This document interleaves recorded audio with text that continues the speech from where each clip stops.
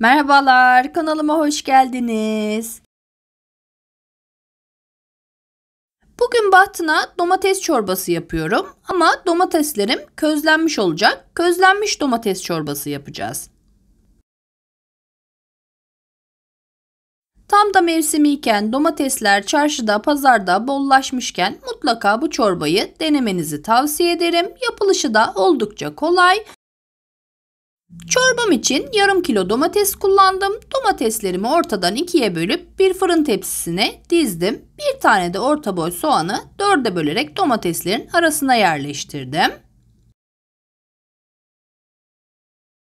10-12 tane minik diş sarımsağı da domateslerin aralarına serpiştirdim.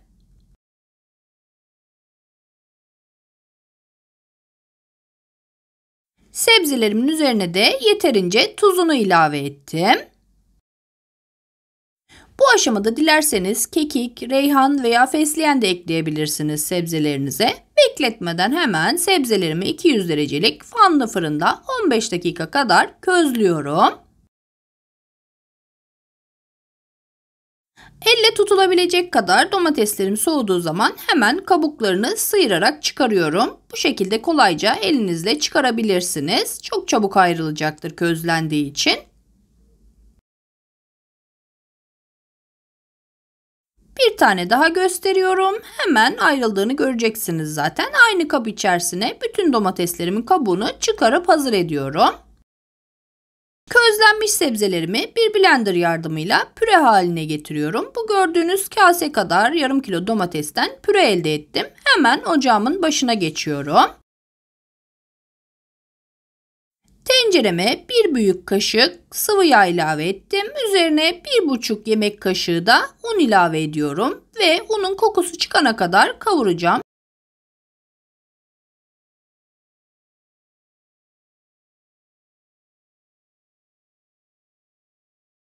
Un tam kavrulmaya yakınken tencereme 1 yemek kaşığı kadar tereyağı ilave ediyorum. Hem tereyağı hem de unu iyice kavuruyorum.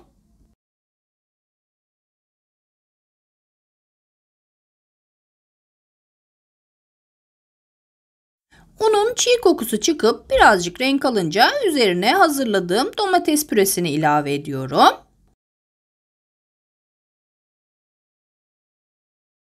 Unun topaklanmaması için seri bir şekilde domatesime yediriyorum karıştırarak.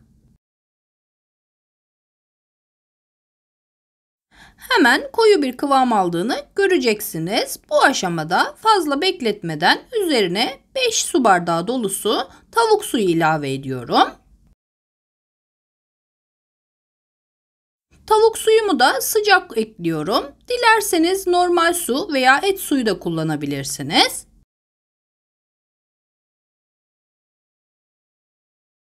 Yine topaklanma olmaması için çorbamı karıştırarak özleştiriyorum. Kaynayana kadar ara ara çorbanızı karıştırırsanız herhangi bir topaklanma sorunuyla karşılaşmazsınız. Yaklaşık 15-20 dakika kadar kısık ateşte çorbamı kaynattıktan sonra iyice özleşti, kıvam aldı. Domateslerimizi püre haline getirdiğimiz için oldukça pürüzsüz bir domates çorbası oldu.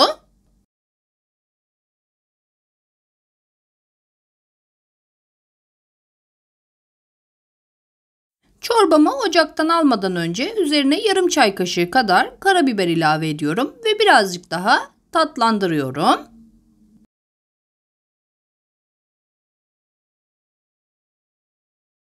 Bu aşamadan sonra yaklaşık bir 10 dakika kadar dinlendirip çorbanızı servis edebilirsiniz.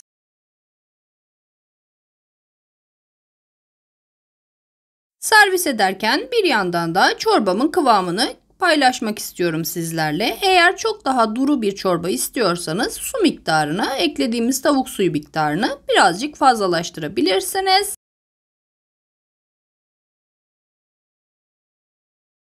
Domates çorbasına çok yakışan kaşar peynir rendesini ekliyorum ve reyhanla süsleyerek çorbamı servise hazır hale getiriyorum.